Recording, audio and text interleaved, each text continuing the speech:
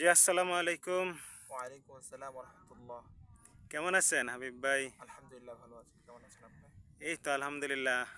দেখতেছেন তো আলহামদুলিল্লাহ ভালোই আছি।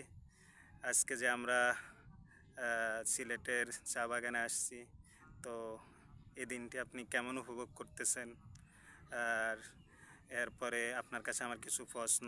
এই চা আমাদের কি উপকারিতা এবং এই চা দ্বারা আমরা কিভাবে উপকারিত হই, এটা নিয়ে আপনি একটু বিশেষ একটা বক্তব্য দিবেন। জি ভাই, আপনাকে অসংখ্য ধন্যবাদ। আপনি আমাকে সুযোগ করে দেওয়ার জন্য। যে আল্লাহ সুবহানাহু ওয়া তাআলার প্রত্যেকটি প্রাকৃতিক জিনিসের পিছনে একটি উপকারিতা আছে। তিনি যা কিছু দুনিয়ার সৃষ্টি করেছেন সকল কিছু হচ্ছে মানুষের উপকারিতা কিংবা কল্যাণের জন্য।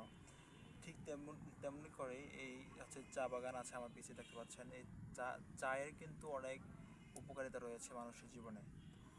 তো এই যে গবেষণা করে যে কয়েকটা কারণ পাওয়া যায় এর মাঝে হচ্ছে যে ক্লান্তি দূর করে। চা খেলে দেখবে মানুষের যে ঘুম ঘুম ভাবটা চলে যায়, যেটা ক্লান্তি আসে ওটা চলে যায়। এটা আরও বিস্তারিত আলোচনা করা যাবে, কিন্তু হচ্ছে যে আমি আমার সময় নেই হাতে, তাই হচ্ছে বেশি বিস্তারিত বলতে পারছি না। আমি শুধু খালি আপনাদেরকে শুধু পয়েন্টটা বলে যাচ্ছি। এক নম্বর হচ্ছে ক্লান্তি দূর করে। দুই নম্বর হচ্ছে মানুষের হৃদরোগ ও ক্যান্সার যে হয় ওইটার একটু ঝুঁকি কমায়। তারপর হচ্ছে নাম্বার তিন হচ্ছে ওজন নিয়ন্ত্রণে সাহায্য করে।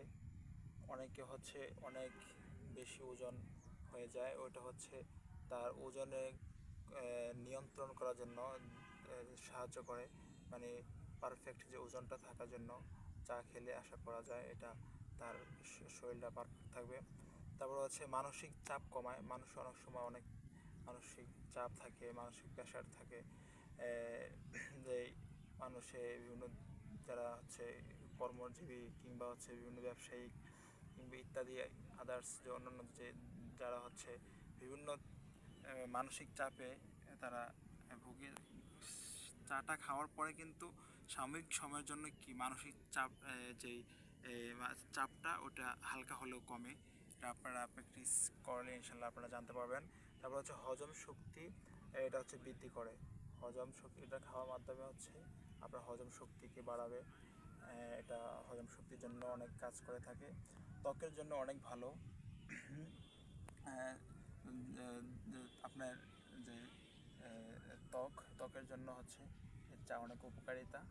তো আশা করি আপনারা হচ্ছে আমার এই সংক্ষিপ্ত কথায় আপনারা বুঝতে পেরেছেন। ইনশাল্লাহ